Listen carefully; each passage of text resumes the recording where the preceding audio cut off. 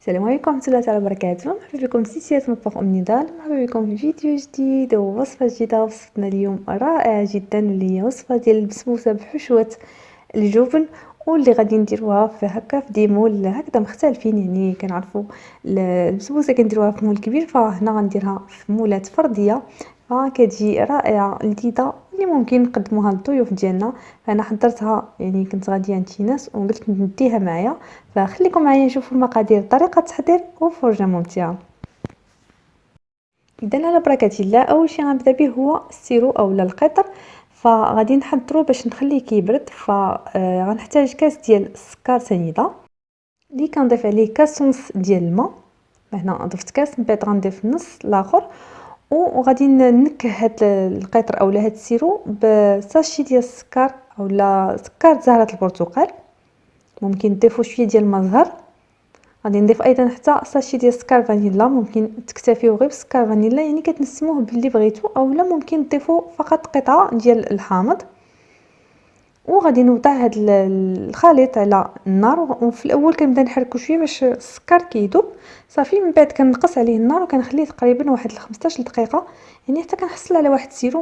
غادي نشوفوا دابا المقادير ديال البسبوسه. فيها كنحتاج 3 ديال الكيسان عنبه ديال السميده رقيقه، 3 ديال البيضات، كنحتاج كاس مع عمرش ديال السكر، هنا كاس ديال العنبه يعني 3 د 4 تقريبا، واحد 3 معالق كبار ديال حليب بودره.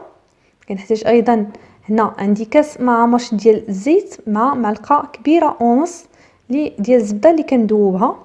عندي هنا واحد الياغورت، ممكن تستعملوا بنكهه الفانيلا اولا ياغورت طبيعي. ساشي ديال السكر فانيلا. نحتاج خميره ديال الحلوى، فانا استعملت هذا الساشي كما كتشوفوا فيه 11 غرام. فإلا استعملتوا الساشي الاخر، يعني الساشي اللي فيه 7 غرام، فديروا ساشي ونص. كنحتاج الملح، كنحتاج هنا كاس ديال الحليب، فانا خلطت هذاك الكاس ديال الحليب مع كريمه ديال الكوكو.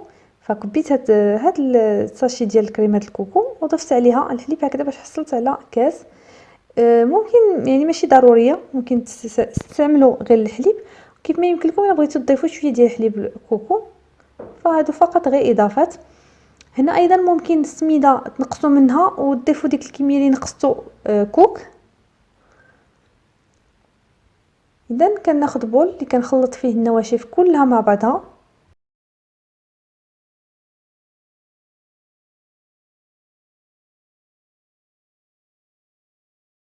وكناخذ بول اخر يكون كبير اللي كنخلط فيه السوائل اولا باقي المكونات.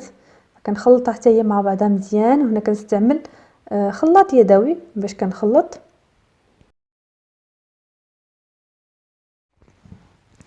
ثم كنبدا نضيف خليط النواشف وانا كنخلط مزيان. فهنا كنبدا نخلط مزيان، يعني حتى كنحصل على واحد الخليط واحد اللي متجانس. هنا الا جاكم الخليط ثقيل بزاف فضيفوا الحليب، لانه هنا كيبقى على حسب نوعيه ديال السميده. الا كانت كتشرب فغادي تشرب لكم، يعني غادي يجيكم الخليط شويه عاقد، فضيفوا الحليب. وهي يعني ضيفوا الحليب، راه ماشي مشكل، ضيفوا الحليب وخليوها شويه. الا جاتكم عاوتاني سائله فضيفوا الحليب وخليوها شويه راه كتشرب. خديت هنا جبن فيلادلفيا وكنخلطو مزيان هكا باش كيتطلق، ومرتو هنا في هذا البوش. هنا ممكن ديروا غير في يعني بوش عادي اولا غير بمعلقه. ثم هنا خديت هذا المول كما كتشوفوا، هذا مول نصف دوائر. هنا من الافضل دهنوه شويه باش يعني تسهل عليكم الديمولاج ديال البسبوسه.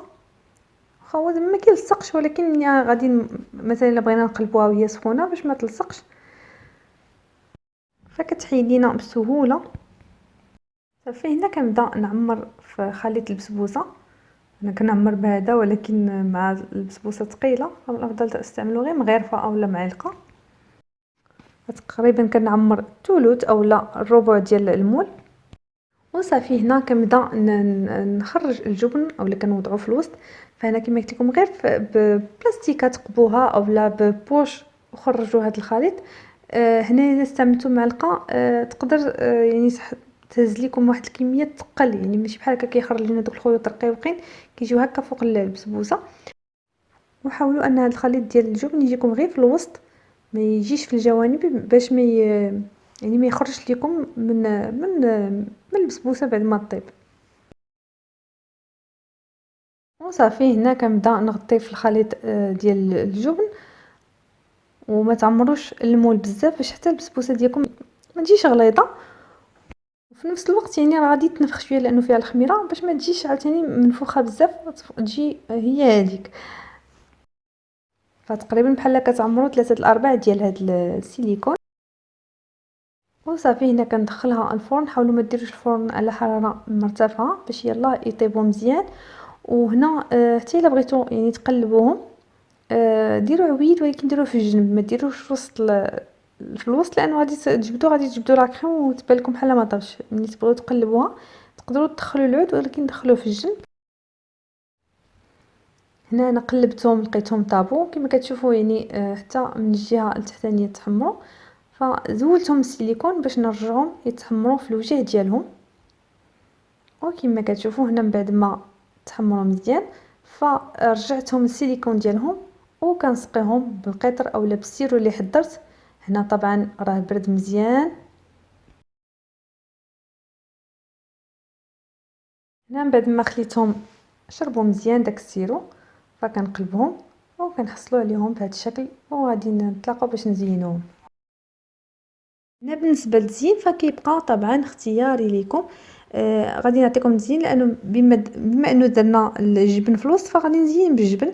فخديت الجبن دائما فيلادلفيا، وضفت لها شويه ديال السكر كلاصي اولا سكر صقيل وكنخلط مزيان.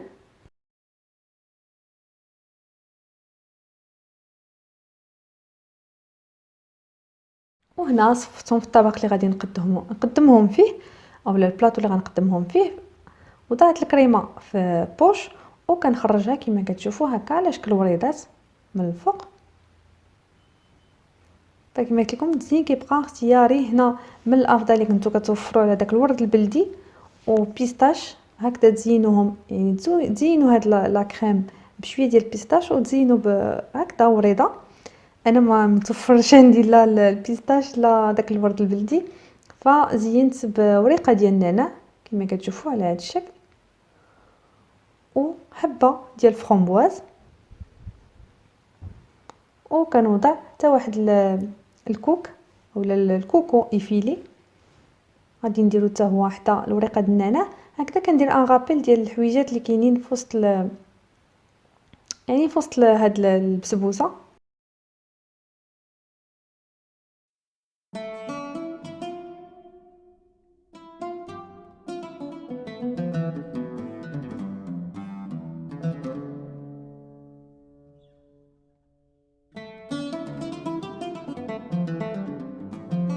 وهكذا كيكون الشكل النهائي ديال البسبوسه ديالنا. كما كتشوفوا كتجي على هذا الشكل، كتجي رائعه جدا في الشكل ديالها، يعني في التقديم ديالها وايضا في المذاق. فيعني التجانس ديال المذاقات بين البسبوسه اللي مسقيه بالسيرو والجبن شي حاجه اللي رائعه جدا. نتمنى انكم تجربوها، وغادي نقطعوها باش تشوفوا الشكل ديالها من الداخل.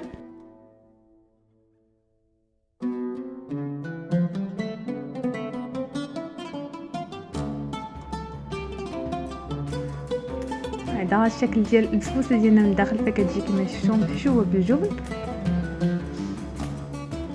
وحتى المذاق ديالها يعني داك التجانس ديال المذاقات ديال الفاني مع الزهر اولا زهره البرتقال كيجيو مزيانين مع بعضياتهم.